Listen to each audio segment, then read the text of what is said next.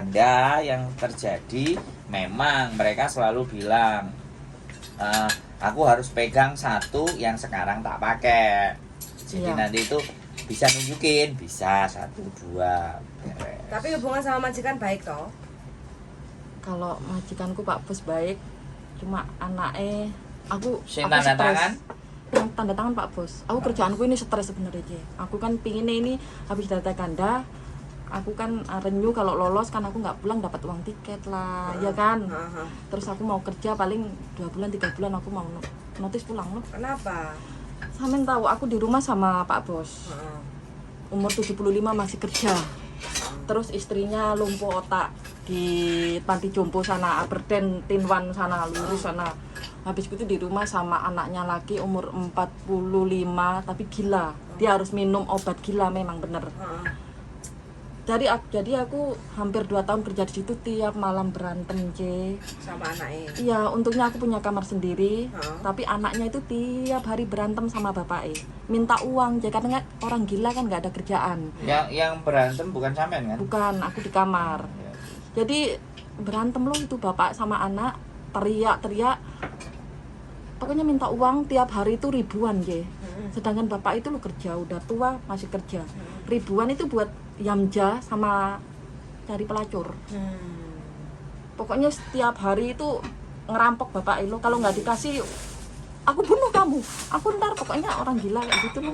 Kan aku tertekan walaupun aku nggak ikut-ikut sampai tak rekam semua ini. Aku kan mikirnya ya kalau itu nanti direkam loh kan alasan sampai iya, kenapa kenapa aku betah, ketakutan, gitu kan. ketakutan Jadi nanti aku. kalau seandainya minta untuk kenapa alasannya kok sampai notis ngeberi kayak gitu kan ada alasan. Dan sebenarnya satu lagi, ketika sudah sampean keluar ya, itu laporkan ke KJRI supaya tidak ada orang lagi seperti sampean, orang kita yang kerja di situ. Tapi rekodnya bapakku bagus. Dia dulu pembantu sebelum aku nonton. Iya, terserah mau hal yang bagus setelah sampean memberikan catatan bahwa anaknya gila. Sekarang sampean aja kayak gini. Iya. Sampean punya perasaan nggak ketika orang nanti yang menggantikan sampean terus merasa tertekan kayak sampean? Iya. Bisa dipahami nggak? Walaupun bapaknya baik, kan kita nggak ngurusi bapaknya. Anaknya. Itu orang Hong Kong. Maksudnya itu orang Hong Kong kan? Iya. Sampean sing podo Indonesia nih. Iya. Bisa dipahami. Itu prinsip saya ya. Saya orangnya kayak gitu. Jadi kalau kita keblasuk, nek iso sing liyane aja sampai keblasuk. Itu kalau saya. Jadi sebenarnya menurut aku kalau sampean finish terus ngebreak, kenapa harus begitu? Kenapa nggak finish saya terus pergi? Kan membuat rekor sampean lebih baik. Kurang. Ya masih ada catatan jeda itu loh. Jadi dia aku bertahan untuk visanya. Aku nyari info-info katanya kalau data ganda itu kalau pindah majikan susah. Ntar itu ada anak itu katanya dibentak-bentak di imigrasi sana lah. Oh coba dibentak. Baru lihat orangnya aku udah nangis. Dia bisa. Iya mbak mentalnya kok. Aduh, lemes gini. Kerupuk. Ya sampean harus kumpul ambek aku. Kurang gizi loh ini. Lo enggak nek aku karena bukan kurang gizi makanan tapi bukan giling.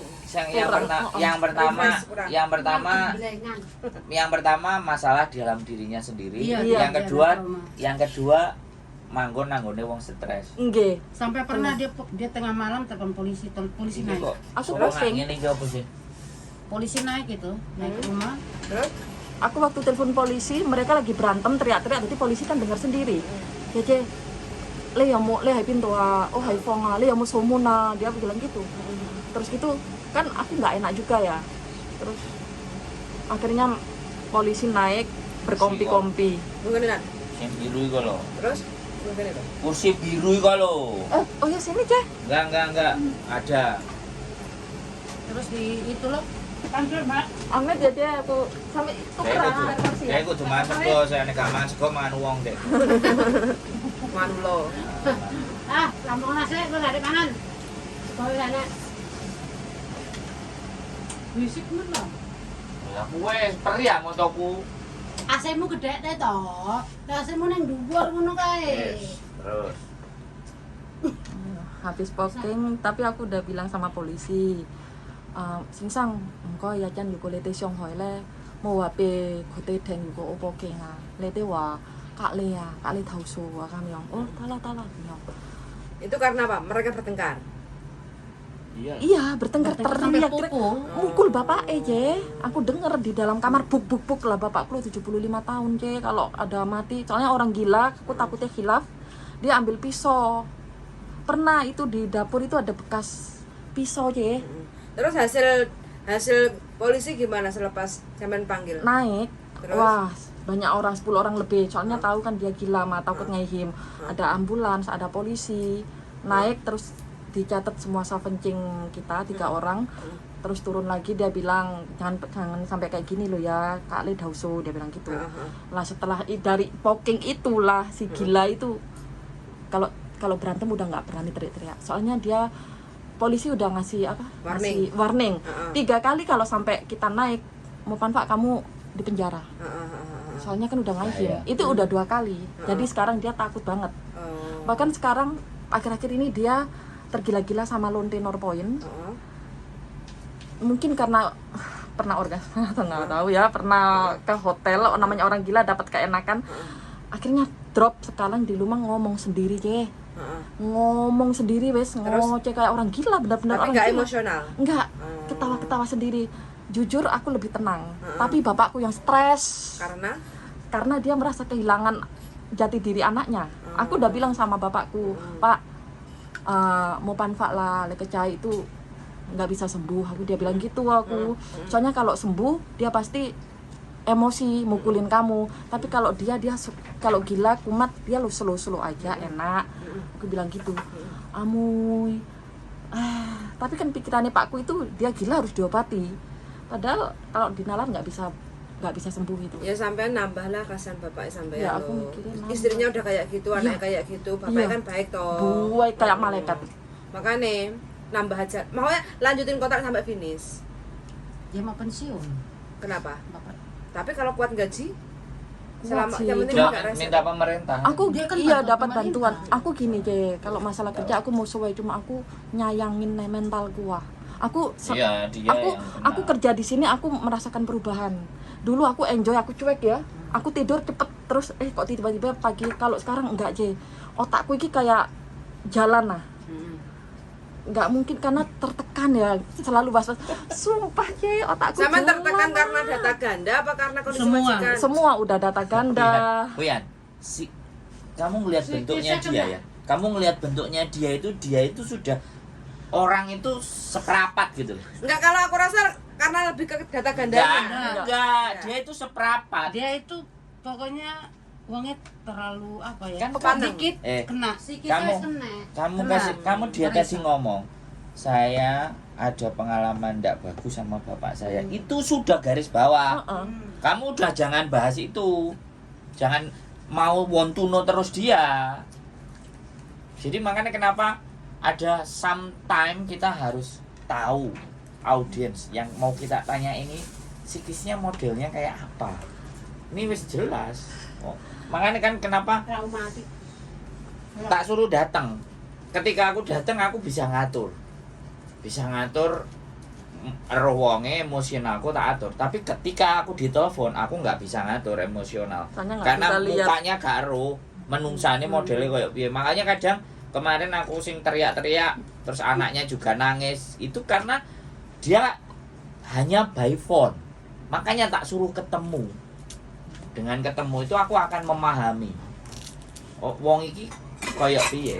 Makanya gak enek kan si psikiater sing nambah niku gawe telepon kan mesti kongkon ketemu. Nggih. Nah, Kalau nah, dulu kalau di gereja kan pengakuan dosa gitu kan. Tapi si psikiaternya bisa ngelihat kitanya nggak ngerti kan. Nah, ngene wali kota iku kan isine opo ya kan. Kan seperti itu ceritanya. Makanya menurut aku ya kembali lagi bahwa menenangkan batin dan jiwa itu memang sebuah keharusan. Itu beda urusannya. luka hati susah memang. Bukan Trauma. susah. Saya punya. Kalau sampean mau menjalaninya. Tak telepon aku tak sisa. kene Saya punya. sini Kalau sampean mau, saya punya. Saya kasih rekomendasi gitu loh. Dari Peduli Kasih. wes Jadi enak, ibunya itu kalau ngomong juga sabar. Jadi mencoba menerapi itu semuanya. Itu bisa membantu loh. Dia jadi membuat enggak Kak, sama enggak hari ini itu kan sebenarnya tumpukan dari yang masa lalu. Kalau yang masa lalunya bersih, saya rasa hari ini pun menjalani hidupnya akan lebih enak. Jadi dulu ditambahi masalah itu, saiki tambahi ini. Terus juga Mas perasaan bersalah juga. Tapi aku nggak tahu harus gimana. Gitu. Ya bukan nggak tahu harus gimana Mbak ya. Hidup itu maju ke depan, bukan ini mundur ke belakang. Masalah anak juga. Oh, kan complicated.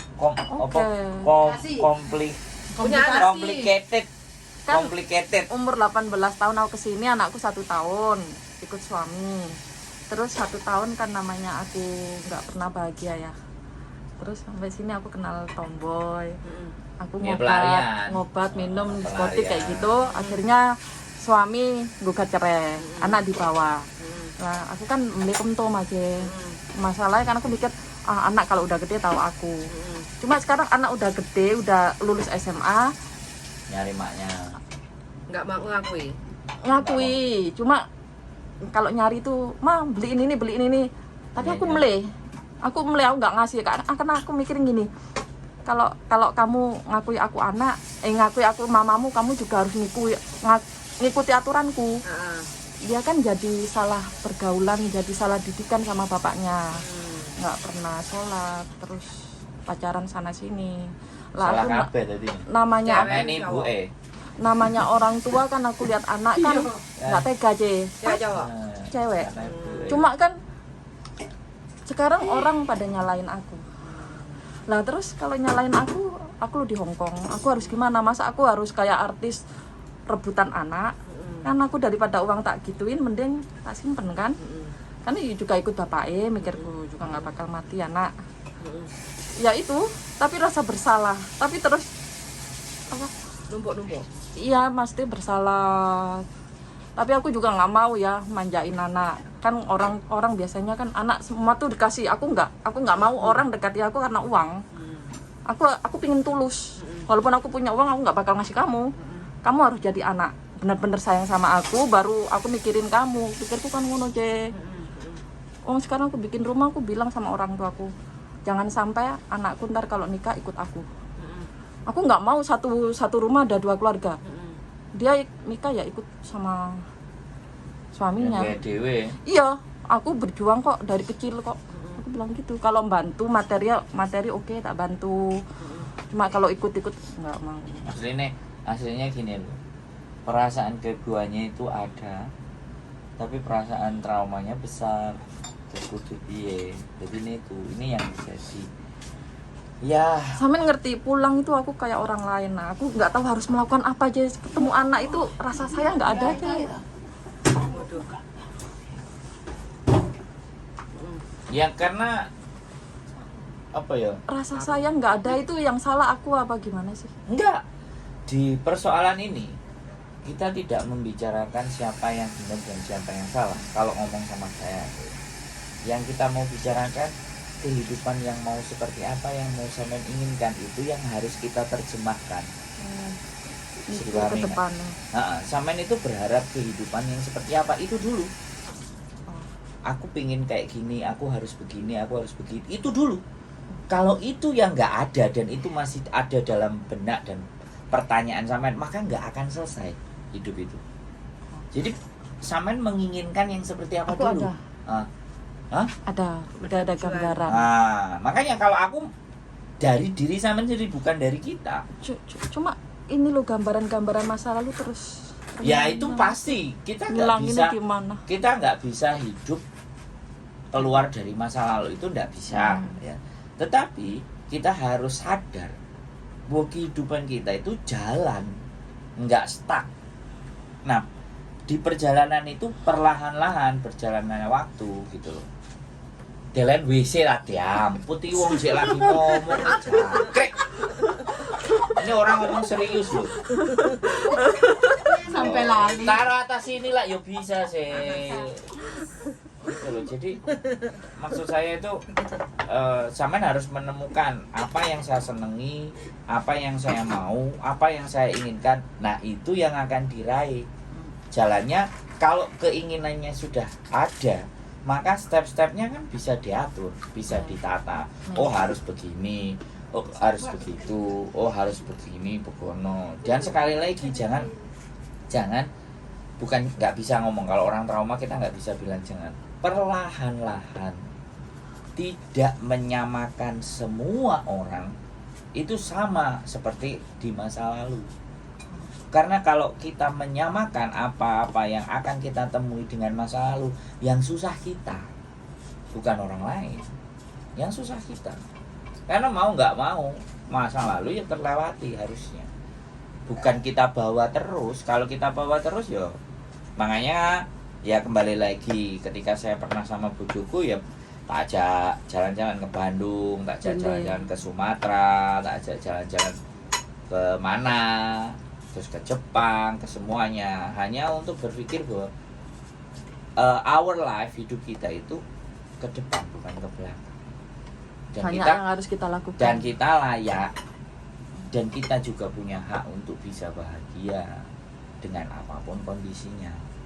Nah kalau memang sama anak, ya memang harus bertemu, harus bertatap muka, harus bercerita, harus ngomong. Kalau kita by phone, ya kayak sampe nambah aku by phone, mangkel toh, wong by phone. Tapi begitu omong-omongan, ya Duk, anaknya wedok, Duk. sampean kan wis gede kan kayak gitu. Dan sampean cerita gitu loh. Pernah ketemu cuma naluriku nggak ada. Nah, Aku nggak tahu iya, mau ngomong. berarti itu sampean yang harus memperbaiki kembali, karena diri sampean itu, saya seorang ibu. Boleh hari ini saya begini dan begitu, tapi ketika ketemu dengan dia, saya seorang ibu. Sampean harus tahu itu. Tapi kalau sampean tetap begini dengan ketemu di sana akan berkiblat ke sampean. Dan itu persoalan. Ngono loh Mbak. Jadi keluarga ini damainya itu jalan. Damainya itu ketika ibunya itu pintar. Ketika ibunya ngerti. Wes cukup. Ibunya paham. Koneh. Karena keluarga itu ya ibu jere, Mbak. Dimanapun nek ibu pinter, noto, ngatur, iki semua jadi. Gak iso lek. Nah, tapi nek ibu gak iso, kok jangankan keluarganya. Dengan dirinya sendiri aja kita masih bingung. Lah terus piye? Nah, sebenarnya menurut saya itu ini yang penting, kenapa sampean tak suruh ke sini. Ada something wrong. Timbangannya aku sing ngamuk-ngamuk kan. Iya kan? Mungkin gitu. Aku kurang healing juga. Terus kamu ngerti deh, HP ku cuma ada nomor Ibu Indonesia, Pak Bos sama dia. 3 orang. Ketambah Mas Andro, Mbak Yuni. Nggak punya teman je. Enggak apa-apa, enggak punya teman. Jadi kalau berantem sama dia aku stres. Nah. Nggak mungkin aku curhat nih majikan. Lah, Terus ya sekali nggak lagi punya wis. teman. Ya sekali lagi ya, kembali lagi. Sampean balikkan dulu keinginannya sampean apa, cita-citanya sampean apa, dan orang yang di sekitar sampean itu sampean kasih tahu. Supaya jadi bagian untuk mewujudkan apa yang menjadi sampean inginkan. Kan seperti itu toh. Iya. Karena kan kita nggak bisa mewujudkan keinginan itu sendiri. Iya. Selalu ada orang lain terhadap apa yang kita mau. Iya benar. Jadi seperti itu. Wes, oke teman-teman semuanya, dalam ceritanya. Jadi cukup aja pembelajaran hari ini, jangan terlalu panjang, karena kalau terlalu dikulik nanti yang terjadi pasti akan banjir air mata. Ini aja sebenarnya sudah mulai mau dikeluarkan tapi ditahan sama dia. Saya memahami itu. Oke, keep stay tune my YouTube channel, dan kembali lagi semangat semuanya buat kalian orang-orang luar biasa. See you next video. Bye bye.